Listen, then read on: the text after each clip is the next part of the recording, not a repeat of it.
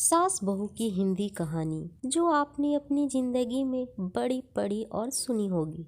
आज की हमारी हिंदी कहानी औरत पर है, जो एक इमोशनल स्टोरी है। यह एक बहुत ही इंटरेस्टिंग हिंदी स्टोरी है। अरे रानी, ओ रानी, सो रही हो क्या अभी तक? रानी की जिठानी जोर जोर से चिल्ला रही थी घर के आंगन में खड़े होकर। रानी यानी मैं। तभी मैं भागती हुई अपने कमरे से निकली और बोली, दीदी आ गई मैं। जिठानी बोली, रानी तुम्हारा नाम रानी है, तुम रानी नहीं हो। मैंने तुम्हें रात में ही समझाया था कि सुबह को जल्दी उठ जाना, तुम्हारी मुंह दिखाई की रस्म है। मैंने बोला कि दीदी रात को नींद ही नहीं आई, जगह नहीं है और मन में थोड़ा डर था कि सुबह आँख नहीं खुली तो। रजनी दीदी हंसती हुई बोली, रानी मेरी प्यारी देवरानी, जल्दी से घूंघट कर लो, अगर माँ जी आ गई तो हंगामा हो जाएगा। मैंने घूंघट किया ही था तभी माँ जी वहाँ आ गई और कड़कड़ाती आवाज में बोली, चलो अब, क्या यहीं गपशप मारती रहोगी तुम दोनों? हमने चलना शुरू ही किया था तभी माँ जी ने रजनी दीदी के कंधे पर हाथ रखा और बोली, पता है ना कहाँ से जाना है और कैसे जाना है? माँ जी ने बोला कि जब भी कोई बड़ा तुम्हारे सामने खड़ा हो तो हमेशा घूंघट में रहना और कम से कम अपने बड़ों के सामने आना, और बिना घूंघट के तो कभी नहीं।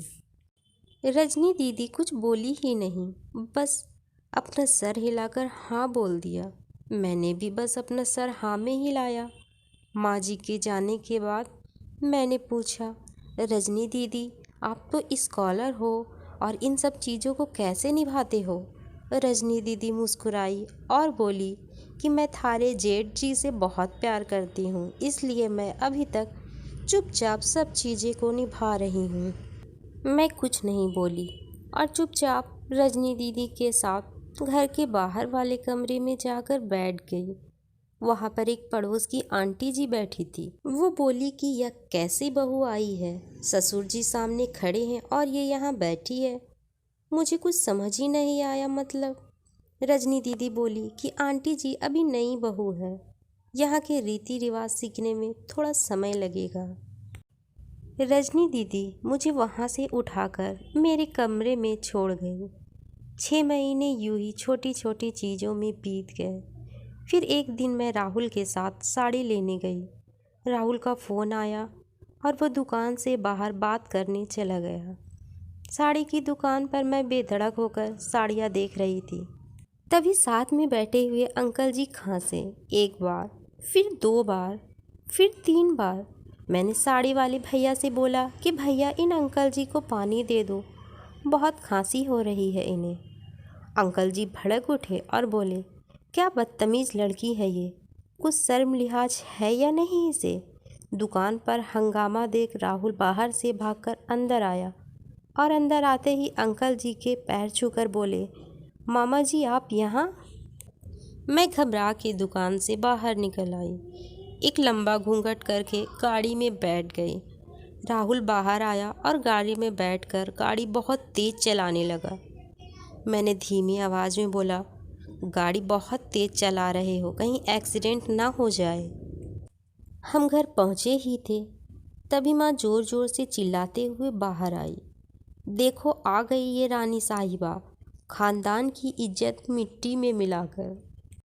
तभी रजनी दीदी आई और बोली, माँ जी मेरे शादी को 6 साल हो गए हैं, मैं अभी तक मामा जी को नहीं जानती, ये कैसे जानेगी? माँ जी जोर से चिल्लाई, देखो कैसे चपड़ चपड़ जवान चल रही है इस रजनी की। तभी राहुल सबकी बात काटते हुए बोले कि माँ ये दोनों सही बोल रही हैं, अगर ये हमेशा घूंघट करके रहती हैं तो ये मामा जी को कैसे पहचानेंगी? और माँ आज मामा जी के फ़ोन पर तुमने पूरे घर की शांति को भंग कर दिया है। ये वही समाज है जिसने सीता मैया पर भी उंगली उठाई थी। पिताजी और जेठ जी ने भी अपने पक्ष राहुल के साथ ही रखा। माँ जी थोड़ी देर सोचने के बाद वापस रजनी दीदी और मेरे पास आई और बोली, कि तुम दोनों को अपनी मर्यादा पता है। मुझे उम्मीद है कि तुम कभी भी मेरा सिर शर्म से नीचे नहीं झुकने दोगी। हम एक ही परिवार के सदस्य हैं, हमें हमेशा साथ रहना है। अच्छा वक्त हो या बुरा वक्त हो, हर सदस्य को अपनी मर्यादा पता है। माँ जी ने मुझे और रजनी दीदी को गले लगा लिया। कहानी अच्छी लगी हो तो कमेंट में अपना राय ज़रूर दीजिएगा और ऐसे ही कहानी सुनने के लिए चैनल को सब्सक्राइब कर लीजिए।